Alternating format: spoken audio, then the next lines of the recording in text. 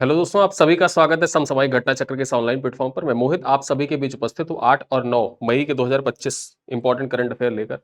ये क्लास जो होती है डेली शाम को 7:30 बजे आपको मिल जाती है। आरओ परीक्षा के लिए तो इंपॉर्टेंट है ही, साथ साथ Uttarakhand PCS, Bihar PCS, Jharkhand PCS, MP PCS और यूपी पीसीएस के लिए महत्वपूर्ण है। अन्य एक दिवसीय परीक्षाओं को ध्यान में रखकर भी इस वीडियो को तैयार किया जाता है। आपकी परीक्षा के दृष्टिकोण से डेली न्यूज़पेपर में रहने वाली जो खबरें हैं उन खबरों को यहाँ पर संचारित किया जाता है, आपके साथ प्रस्तुत किया जाता है। ठीक है, Dainik Jagran, the Hindu, India Express, DD news, PIB, ANI में रही महत्वपूर्ण खबरों पर चर्चा किया जाता है। साथ ही साथ आकाशवाणी, दैनिक भास्कर की खबरों पर भी विशेष फोकस किया जाता है। ठीक है, चलिए स्टार्ट करते हैं। उसके पूर्व मैं आपको बता दूं, जो मई महीने का पैकेज इसको आप ज्वाइन कर सकते हैं। मई महीने के पैकेज में आपको क्या क्या चीजें मिलती है वो भी मैं आपको बता दूं। डेली शाम को 7:30 बजे आपको वीडियो तो मिल ही जाता है। इस क्लास की जो पीडीएफ होती है और पीपीटी होती है ये भी प्रतिदिन आपको शेयर कर दी जाती है। मतलब प्रतिदिन क्या, जो पीपीटी होती है वो तुरंत जैसे वीडियो आता है ऐप पर तुरंत लगा दी जाती है, उसी टाइम पर ऑन टाइम लगा रहता है। और जो इसकी क्लास पीडीएफ होती है, प्रिंटेबल पीडीएफ होती है, उसको 24 घंटे बाद आपके व्हाट्सएप कम्युनिटी में शेयर कर दिया जाता है जहां पर आप लोग जुड़े हुए हैं। ठीक है, 10 एमसीक्यू का टेस्ट होता है प्रतिदिन यहाँ पर। महीने के अंत, जो महीने का अंत होता है, महीने के अंत में देखा जाए आपको पूरे महीने की, ठीक है, कंप्लीट पीडीएफ प्रोवाइड कर दी जाती है हिंदी और इंग्लिश दोनों भाषाओं में। उसके बाद एक करंट अफेयर का फुल टेस्ट भी होता है। और साथ ही साथ यहाँ पर एक विशेष बात यह है कि जो संडे टू संडे हमारी यूपीपीसीएस को ध्यान में रखकर, आरओ को ध्यान में रखकर उत्तर प्रदेश स्पेशल के महत्वपूर्ण करंट अफेयर आ रहे हैं, उनके पीडीएफ भी इसी कम्युनिटी में शेयर की जाएगी। और बिहार पीसीएस की परीक्षा 71वीं बीपीएससी को ध्यान में रखकर जो करंट अफेयर का सेशन आ रहा है संडे टू संडे, उसको भी ध्यान में रख के जो पीडीएफ बनाई जा रही है वो भी इसी कम्युनिटी में शेयर की जाएगी। तो जो लोग जुड़ना चाहते हैं यहाँ पर आप जुड़ सकते हैं। मई 2025 के मासिक पैकेज में कैसे ज्वाइन करना है ये भी आप देख लीजिए। कुछ मत करिए, सीधे सीधे आप जाइए गूगल पर, गूगल ओपन करिए। ओपन करने के बाद आपको सर्च करना है SSGCP। ठीक है, SSGCP सर्च करिए, होम पेज ओपन हो जाएगा। यहाँ पे जाने के बाद वीडियो लेक्चर का सेक्शन है, वीडियो लेक्चर का सेक्शन ओपन करिए। यहाँ पर सबसे पहले मई 2025 का पैकेज ही आपको दिख जाएगा, इसे आप ज्वाइन कर सकते हैं। ओपन करिए, ज्वाइन करिए, जाके लोगों के रिव्यू पढ़िए, कैसा लोगों ने रिव्यू दिया है, क्या रिव्यू दे रखा है। सारी क्लास पीडीएफ, वीडियो, टेस्ट सब कुछ यहाँ पर आपको मिल जाएगा। बाई नाउ पर क्लिक करिए और बाई नाउ पर क्लिक करने के बाद ये आपको मूल्य 25 रुपए दिख रहा है। ये भी अगर आपके वॉलेट में कॉइन है तो कॉइन लगा दीजिएगा, ये मूल्य घटकर 18 रुपए 75 पैसे हो जाएंगे। और 18 रुपए 75 पैसे में आप इस पैकेज को ज्वाइन कर सकते हैं, भरपूर लाभ उठा सकते हैं, करंट अफेयर की तैयारी अच्छे से कर सकते हैं और अपने अंदर कॉन्फिडेंस ला सकते हैं कि करंट अफेयर आप कर सकते हैं परीक्षा में। चलिए चर्चा करें पॉइंट पर, तो विश्व रेड क्रॉस दिवस। सबसे पहला पॉइंट क्या है, विश्व रेड क्रॉस दिवस के बारे में है। कुछ महत्वपूर्ण खबरें हैं। पूरा न्यूज़पेपर ऑपरेशन सिंदूर और भारत पाकिस्तान के बीच में जो टेंशन चल रही हैं उनसे भरा पड़ा हुआ है, लेकिन उसके बाद भी कुछ महत्वपूर्ण खबरें आपके लिए निकाल के यहाँ पे प्रस्तुत करने का प्रयास किया गया है। रेड क्रॉस और रेड क्रीसेंट मूवमेंट के संस्थापक हेनरी डुनेंट की जयंती पर 8 मई को विश्व रेड क्रॉस दिवस मनाया गया। जो 8 मई का दिन होता है ये किसकी जयंती होती है, ये हेनरी डुनेंट की जयंती होती है, जिन्होंने रेड क्रॉस की स्थापना की थी। जो रेड क्रीसेंट मूवमेंट था या रेड क्रॉस था उसके संस्थापक कौन है, हेनरी डुनेंट है। और इन्हीं की याद में जो 8 मई का दिन होता है इसको विश्व रेड क्रॉस दिवस के रूप में सेलिब्रेट किया जाता है। ठीक है, आगे देखें इस वर्ष का विषय क्या है। इस वर्ष का जो रेड क्रॉस दिवस है, रेड क्रॉस दिवस का थीम क्या है, ये थीम आपके परीक्षा के लिए इंपॉर्टेंट है, इस थीम को याद रखिएगा। थीम क्या है, सर्वाइविंग सर्वाइविंग ह्यूमैनिटी। ठीक है, सर्वाइविंग ह्यूमैनिटी इसका थीम है, थीम को याद रखिएगा, आपके परीक्षा के लिए इंपॉर्टेंट है। चलिए आगे देखें अगली खबर क्या है। ये देखा जाए तो उत्तर प्रदेश सरकार के द्वारा, ठीक है, ट्विटर पर पोस्ट किया गया था, अमर उजाला की खबर है, चर्चा कर लेते हैं। दुनिया की विध्वंसक मिसाइल ब्रह्मोस के उत्पादन के लिए लखनऊ तैयार। यहां पर देखा जाए तो लखनऊ में ब्रह्मोस बनाया जाएगा, लखनऊ में ब्रह्मोस का निर्माण किया जाएगा। 11 मई से लखनऊ में ब्रह्मोस मिसाइल का निर्माण शुरू होने जा रहा है, जो उत्तर प्रदेश और भारत की सामरिक ताकत को एक नई ऊंचाई देगा। 300 करोड़ रुपए की लागत से ब्रह्मोस एरोस्पेस द्वारा स्थापित यह अत्याधुनिक प्लांट भारत को आत्मनिर्भर रक्षा प्रणाली की दिशा में सशक्त बनाएगा। ठीक है, अब यहां पर आपको बताना है जो ब्रह्मोस मिसाइल है इसमें दो नदियों का जिक्र है। जो ब्रह्मोस नाम रखा गया ये दो नदियों के नाम पर रखा गया। वो दो नदियां कौन कौन सी हैं, ठीक है, ये आपको बताना है। एक तो ब्रह्मपुत्र से बना है, जो ब्रह्म है उससे ब्रह्मोस जो है ब्रह्मपुत्र से, और दूसरी नदी का नाम आपको बताना है ये कौन सा है। ठीक है, चलो देखा जाए आगे। इस परियोजना के लिए उत्तर प्रदेश सरकार द्वारा 80 हेक्टेयर भूमि निःशुल्क दी गई है। उत्तर प्रदेश सरकार के द्वारा जो ब्रह्मोस एरोस्पेस है उसको 80 हेक्टेयर की भूमि निःशुल्क प्रदान की गई है।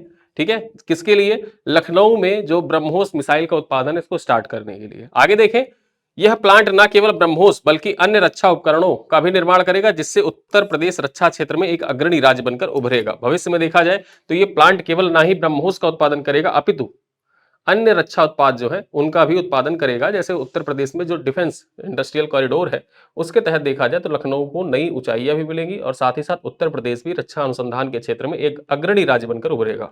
चलिए आगे चर्चा करें। दुनिया का पहला एआई संचालित सोना पिघलाने वाला एटीएम, ठीक है, दुनिया का पहला एआई संचालित सोना पिघलाने वाला एटीएम कौन सा है, चर्चा कर लेते हैं। हैदराबाद स्थित गोल्ड सिक्का ने दुनिया का पहला एआई संचालित सोना पिघलाने वाला एटीएम पेश किया है। किसने पेश किया है? गोल्ड सिक्का ने पेश किया है और ये कहां पर अवस्थित है? हैदराबाद अवस्थित है, ठीक है। गोल्ड सिक्का का हेडक्वार्टर कहां पर है?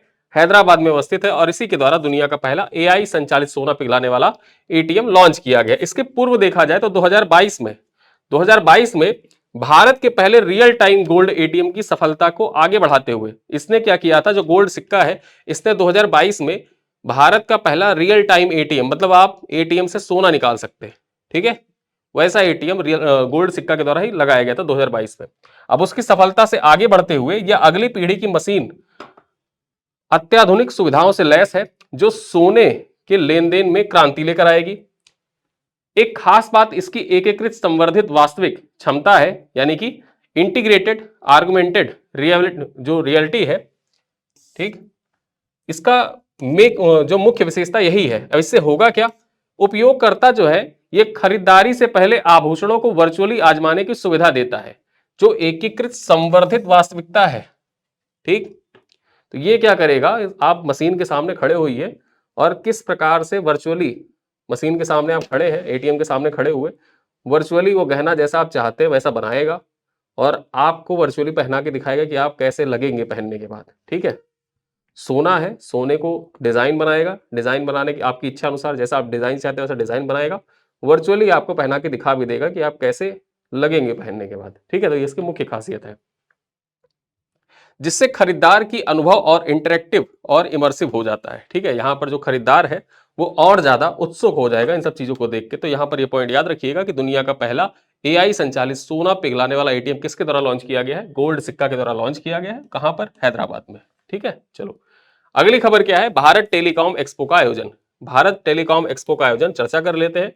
केंद्रीय संचार और पूर्वोत्तर क्षेत्र विकास मंत्री ज्योतिरादित्य सिंधिया ने 6 मई 2025 को नई दिल्ली में भारत टेलीकॉम एक्सपो के 22वें संस्करण का उद्घाटन किया। जो भारत टेलीकॉम एक्सपो है इसका कौन सा संस्करण आयोजित किया गया था 2025 में? 22वां संस्करण आयोजित किया गया था, ठीक है। चलिए किसके द्वारा उद्घाटन किया गया? ज्योतिरादित्य सिंधिया के द्वारा इसका उद्घाटन किया गया है। आगे हम बात कर ले, भारत टेलीकॉम एक वार्षिक कार्यक्रम है जिसका उद्देश्य भारत को विश्व स्तरीय दूर संचार समाधान प्रदाता के रूप में पेश करना है। जो भारत टेलीकॉम उत्सव मनाया जाता है, सम्मेलन होता है, इसका मुख्य उद्देश्य क्या है? इसका मुख्य उद्देश्य यही है कि भारत को विश्व स्तरीय दूरसंचार समाधान प्रदाता के रूप में स्थापित किया जाए। आगे हम बात करें, भारत टेलीकॉम एक्सपो का 22वां संस्करण कब से कब तक आयोजित किया गया, तो ये चीज जाने रहिए। 6 और 7 यानी कि 2 दिवसीय सम्मेलन था। जो एक्सपो था ये 2 दिवसीय सम्मेलन था, इसका नई दिल्ली में आयोजन किया गया था। कौन सा संस्करण था? 22वां संस्करण था। किसके द्वारा उद्घाटन किया गया? ज्योतिरादित्य सिंधिया के द्वारा उद्घाटन किया गया। 6 और 7 मई को मनाया गया था। चलिए मतलब आयोजन किया गया था। चलिए आगे देखें, भारत और ईरान के बीच 2 समझौते ज्ञापनों पर हस्ताक्षर हुआ है। देखिए बेसिकली हुआ क्या, जैसे ही भारत ने ऑपरेशन सिंदूर लॉन्च किया तो ईरान सऊदी अरब के जो विदेश मंत्री हैं, ठीक है, वो भारत अचानक मतलब प्री प्लान पहले से कुछ था नहीं, ठीक है। जैसे ही ऑपरेशन सिंदूर लॉन्च हुआ, ईरान और सऊदी अरब के सऊदी अरब के विदेश राज्य मंत्री और ईरान के विदेश मंत्री तुरंत फोन मिलाया जयशंकर के पास कि हमको भारत आना है, मिलना है, बात करना है। कहे आ जाओ। अब आ गए हैं। फिर उसके बाद मध्यस्थता की पेशकश की।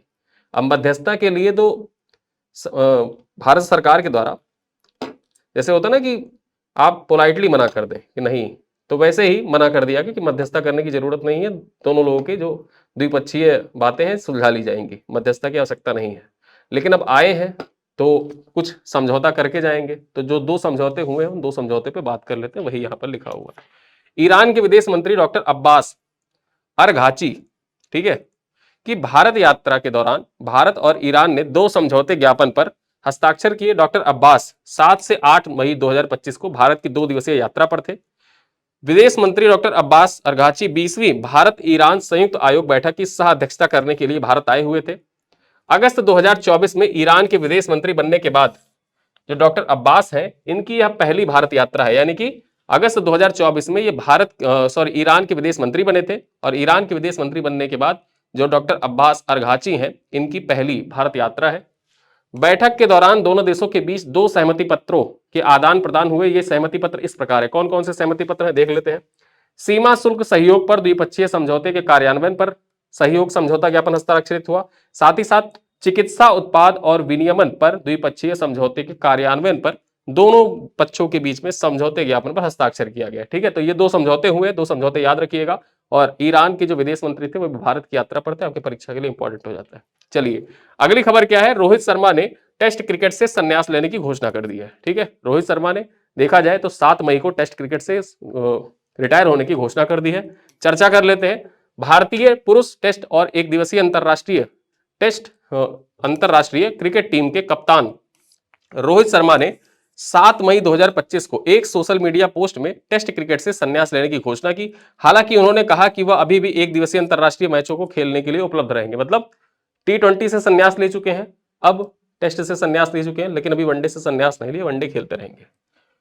रोहित शर्मा, विराट कोहली और रविंद्र जडेजा ने वेस्टइंडीज और संयुक्त राज्य अमेरिका में भारत द्वारा 9वां ICC T20 पुरुष विश्व कप 2024 जीतने के बाद T20 अंतरराष्ट्रीय, ठीक है, T20 जो होता है इंटरनेशनल से संन्यास लेने की घोषणा कर दी थी। ठीक, आगे हम बात करें। रोहित शर्मा ने नवंबर 2013 में कोलकाता के ईडन गार्डन में वेस्टइंडीज के खिलाफ टेस्ट क्रिकेट में पदार्पण किया था। उनका आखिरी टेस्ट मैच जो था वो दिसंबर 2024 में मेलबर्न में ऑस्ट्रेलिया के खिलाफ था। ठीक है, देखा जाए तो मेलबर्न में ऑस्ट्रेलिया के खिलाफ इन्होंने अंतिम अपना टेस्ट क्रिकेट खेला था और उसके बाद 7 मई 2025 को इन्होंने घोषणा कर दी कि अब टेस्ट क्रिकेट से ये रिटायर हो रहे हैं। उसके पूर्व देखा जाए जो 9वां ICC T20 था, ICC T20 जीतने के बाद, विश्व कप जीतने के बाद भारत के 3 खिलाड़ियों ने, रोहित शर्मा, विराट कोहली और रविंद्र जडेजा ने कहा था कि हम T20 से संन्यास लेते हैं। चलिए आगे बात करें। अगली खबर क्या है। अलौह धातु रिसाइकलिंग पोर्टल को लॉन्च किया गया है। जो अलौह धातु रिसाइकलिंग पोर्टल, इसको लॉन्च किया गया है। पॉइंट पर चर्चा कर ले। स्थिरता और समाधान दक्षता के प्रति भारत की प्रतिबद्धता को बढ़ाने के लिए केंद्रीय मंत्री श्री जी किशन रेड्डी ने 7 मई 2025 को अलौह धातु के पुनर्चक्रण के लिए समर्पित एक राष्ट्रीय पोर्टल का उद्घाटन किया है। ठीक है, 7 मई 2025 को किसके द्वारा? केंद्रीय मंत्री जी किशन रेड्डी के द्वारा। ठीक है, अलौह धातुओं के पुनर्चक्रण के लिए समर्पित एक राष्ट्रीय पोर्टल लॉन्च किया गया है। आगे हम बात कर ले।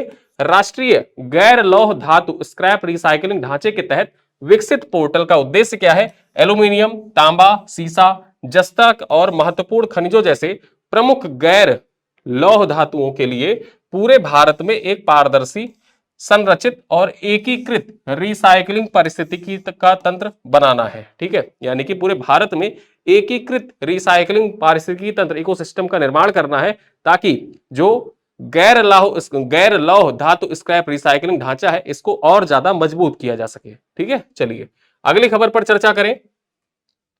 International maritime defence exhibition IMDX के बारे में चर्चा कर लेते हैं। भारतीय नौसेना के जहाज INS क्लिंटन चांगी प्रदर्शनी केंद्र में आयोजित IMDEX एशिया 2025 में भाग लेने के लिए सिंगापुर पहुंचा। IMDEX एशिया प्रशांत क्षेत्र में एक प्रमुख समुद्री और रक्षा प्रदर्शनी है जो 1997 में अपनी स्थापना के बाद से हर 2 साल पर सिंगापुर में आयोजित किया जाता है। यानी कि अंतरराष्ट्रीय समुद्री सुरक्षा प्रदर्शनी जो है, इसका आयोजन कहां पर किया जाता है? इसका आयोजन 1997 से हर 2 साल पर कहां पर? सिंगापुर में इसका आयोजन किया जाता है। ठीक, हर 2 साल पर सिंगापुर में इसका आयोजन किया जाता है। आगे हम बात कर लें। यह नौसेनाओं, तटरक्षकों और समुद्री रक्षा उद्योगों के लिए एक वैश्विक मंच के रूप में कार्य करता है। इसके आयोजन का मुख्य उद्देश्य क्या है? इसके आयोजन का मुख्य उद्देश्य है नौसैनिक प्लेटफॉर्म और प्रणालियों का प्रदर्शन करना, अत्याधुनिक समुद्री प्रौद्योगिकियों का पदार्पण करना, उच्च स्तरीय नीति और रणनीति वार्ताओं में शामिल होना। तो यहां पर देखा जाए जो नौसेना से संबंधित प्रमुख गतिविधियां यहाँ पर संचालित की जाती हैं, और अंतरराष्ट्रीय समुद्री रक्षा प्रदर्शनी आपकी परीक्षा के लिए इंपॉर्टेंट हो जाता है। याद रखिएगा यहाँ पर भारत की ओर से कौन से जहाज ने हिस्सा लिया था, INS क्लिंटन ने हिस्सा लिया था। इसका आयोजन कहां पर किया गया, इसका आयोजन 1997 से 1997 से, ठीक 1997 से हर 2 साल बाद इसका आयोजन होता है। द्विवार्षिक आयोजन है, सिंगापुर में इसका आयोजन किया जाता है। इस बार कहां पर किया गया, चांगी प्रदर्शनी केंद्र सिंगापुर में इसका आयोजन किया गया था। चलिए आगे देखते हैं, अगली खबर क्या है, विश्व फिनटेक शिखर सम्मेलन, वर्ल्ड फिनटेक समिट, चर्चा कर लेते हैं। 5 से 6 मई 2025 को बेंगलुरु में विश्व फिनटेक शिखर सम्मेलन का आयोजन किया गया। कहां पर किया गया, बेंगलुरु में विश्व फिनटेक शिखर सम्मेलन का आयोजन किया गया। यहां पर चर्चा कर ले, इस शिखर सम्मेलन का आयोजन किस थीम पर किया गया, थीम इंपॉर्टेंट हो जाता है आपकी परीक्षा के लिए, building the financial ecosystem of the future. क्या है, building the financial ecosystem of the future. इसी थीम पर फिनटेक शिखर सम्मेलन 2025 का आयोजन किया गया था। ठीक है,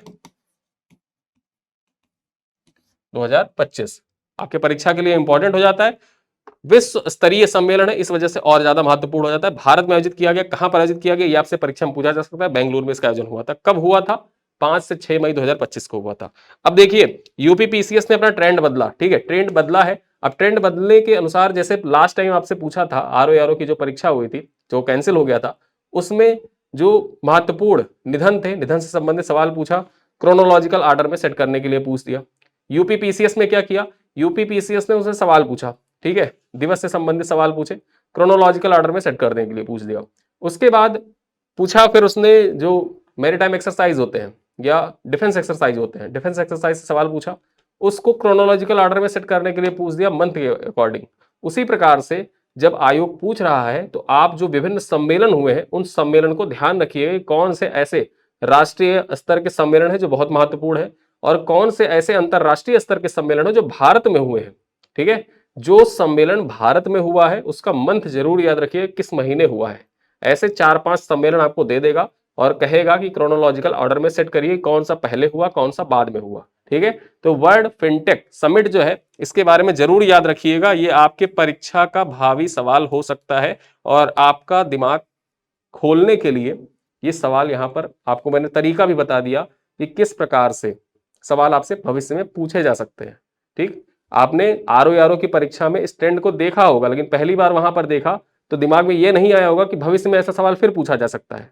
लेकिन सेम उसने करंट अफेयर का पैटर्न वहां से उठाया, कॉपी किया और यहां पर अप्लाई किया, लेकिन यहां पर उसने निधन नहीं पूछा, यहां पर पूछा क्या, युद्ध अभ्यास पूछा,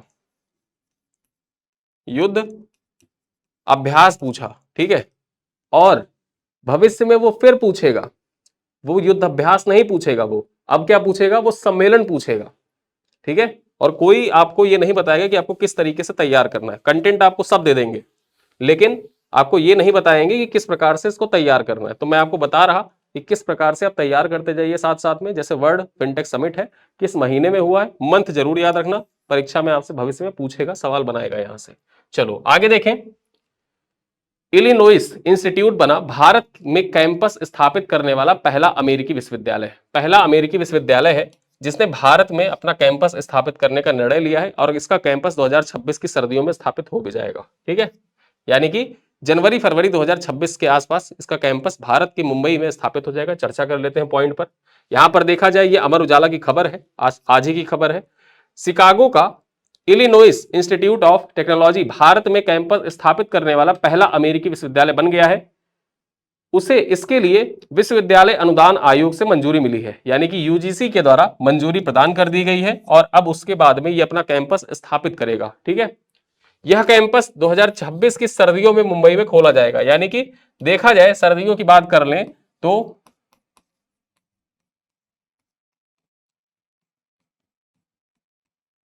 जनवरी फरवरी 2026 की बात कर रहा है।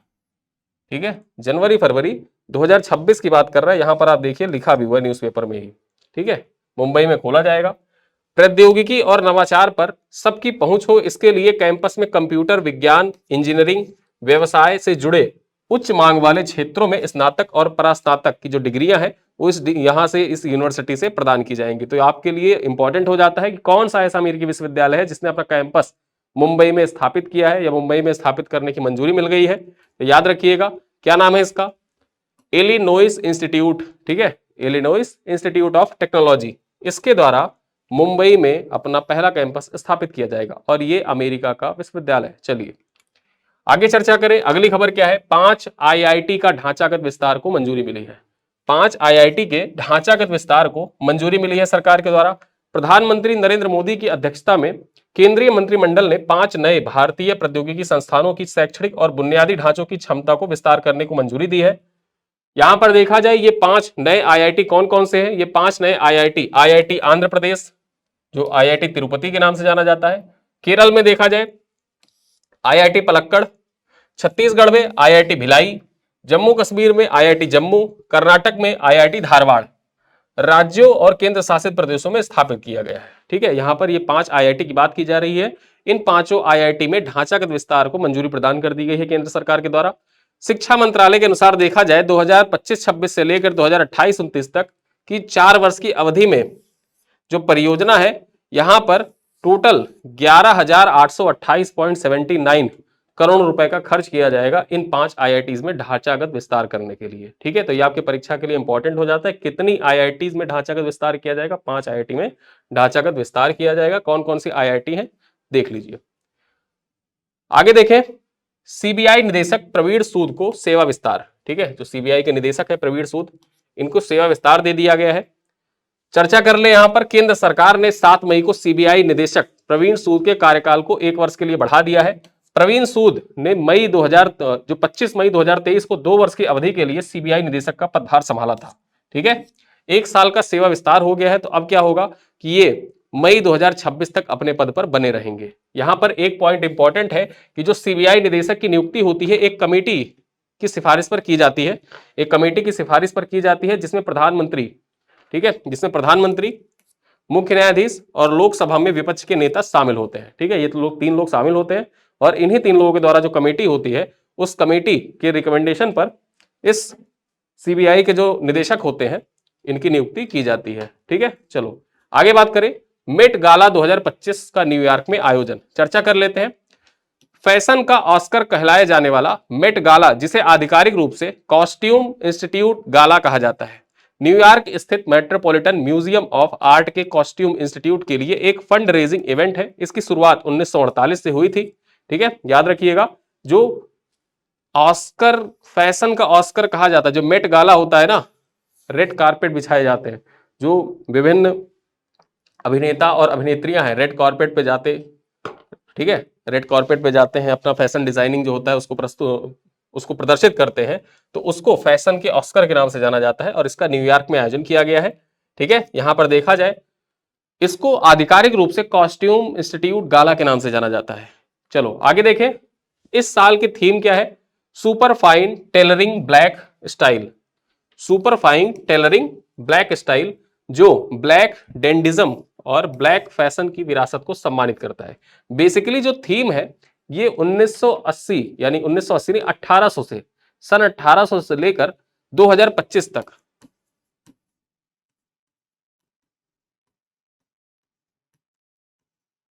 जो विभिन्न कॉस्ट्यूम है, जो ब्लैक कलर के कॉस्ट्यूम होते थे, ठीक है, उन ब्लैक कलर के कॉस्ट्यूम जो होते थे उनके सम्मान में कि किस प्रकार से ब्लैक कलर के कॉस्ट्यूम कैसे पहले होते थे और कैसे अब हैं, उन्हीं को सम्मान देने के लिए इस बार का जो थीम है उस थीम को क्या रखा गया है? Super fine tailoring black style. ठीक है, जो ब्लैक डेंडिज्म और ब्लैक फैशन को की विरासत को सम्मानित करता है। ठीक है, तो ये पॉइंट आपके परीक्षा के लिए इंपॉर्टेंट हो जाता है। यहां पर देखा जाए तो भारत की ओर से कियारा आडवाणी और दलजीत दोसांझ, ठीक है, उसके बाद में शाहरुख खान इत्यादि लोग शामिल हुए थे। चलो आगे हम बात कर लें, इंडिया @ 2047 पुस्तक का विमोचन, चर्चा कर लेते हैं, इंपॉर्टेंट है आपके लिए, किताबों का नाम इंपॉर्टेंट हो जाता है। 7 मई 2025 को Juniper hall, India habitat centre, नई दिल्ली में इंडिया @ 2047 पुस्तक का विमोचन किया गया। इस पुस्तक के लेखक कौन है? मुख्य अर्थशास्त्री SP शर्मा इस किताब के लेखक हैं। ठीक है, ये किताब आपकी परीक्षा के लिए इंपॉर्टेंट हो जाती है।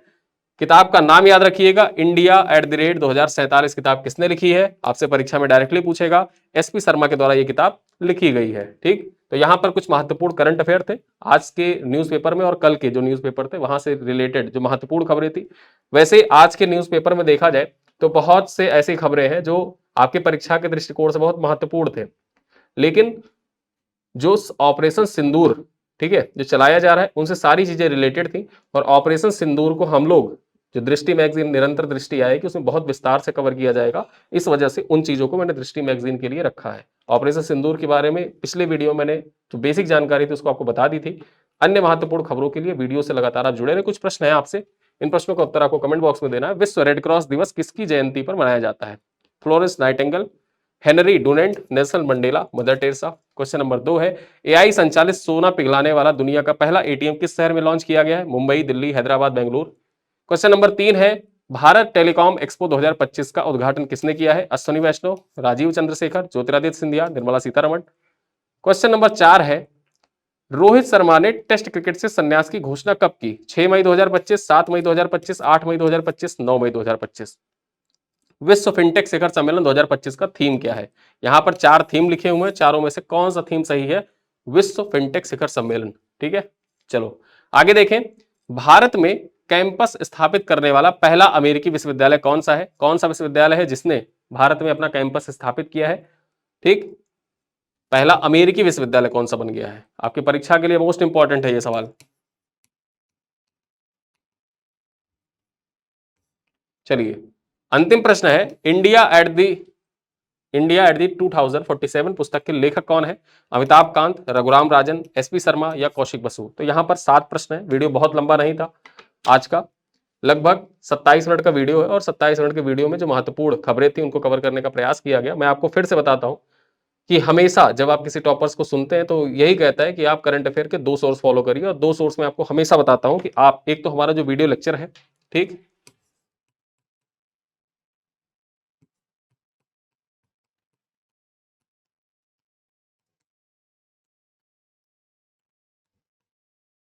एक वीडियो लेक्चर और निरंतर दृष्टि मैगजीन, इन दोनों को आप फॉलो करिए। आप करंट अफेयर के अगर 30 प्रश्न पूछे जाते हैं, 30 प्रश्न, तो उसमें से 28 से 29 प्रश्न आपको मिल जाएंगे। ठीक है, निरंतर दृष्टि मैगजीन आती है हमारी, पहले दृष्टि मैगजीन आती थी। निरंतर दृष्टि के नाम से इस वजह से प्रकाशित करना स्टार्ट किया गया कि कुछ ऐसी जब किताबें मंथली खबरें होती है, कुछ मंथली खबरें ऐसी होती हैं जिनको हम लोग जब ईयरली कंपाइलेशन निकालते हैं तो कुछ खबरों को हटा देते हैं। ठीक है, कुछ खबरों को जो बहुत वैसी खबरें होती थी कि बहुत महत्वपूर्ण नहीं होती थी पहले के हिसाब से, पहले जैसा ट्रेंड था उस हिसाब से बहुत महत्वपूर्ण नहीं होती थी, उनको हटा दिया जाता था। लेकिन आयोग का जैसा बदलता पैटर्न है उस वजह से कोई भी खबर हटाई ना जाए, इसी वजह से देखा जाए तो निरंतर दृष्टि मासिक निकाली जा रही है। ईयरली जब आएगी तो उसमें से कुछ महत्वपूर्ण खबरों को ही रखा जाएगा और जो सेकेंडरी खबरें होंगी उनको हटा दिया जाएगा। लेकिन निरंतर दृष्टि आप फॉलो करते रहो। डेली का जो न्यूज़पेपर बेस्ड करंट अफेयर का वीडियो आता है इसको आप फॉलो करते रहे, दोनों सोर्स को आप फॉलो कर लीजिए। आप 28 से 29 सवाल करंट अफेयर के अपनी परीक्षाओं में सही करके आएंगे। और करंट अफेयर एक बहुत ही महत्वपूर्ण सेशन है आपके परीक्षाओं के दृष्टिकोण से भी और आपके सिलेक्शन के दृष्टिकोण से भी, तो इस वजह से इसको आप हल्के में नहीं ले सकते हैं। और इसी के साथ मैं अपनी बातें भी खत्म करूंगा। मिलते हैं अगली क्लास में, तब तक के लिए धन्यवाद। जो सवाल पूछे गए उन सवालों का उत्तर कमेंट बॉक्स में जरूर दीजिएगा। और एक सवाल आपसे और भी है, एक सवाल आपसे यह है कि अप्रैल महीना हो चुका है समाप्त, ठीक,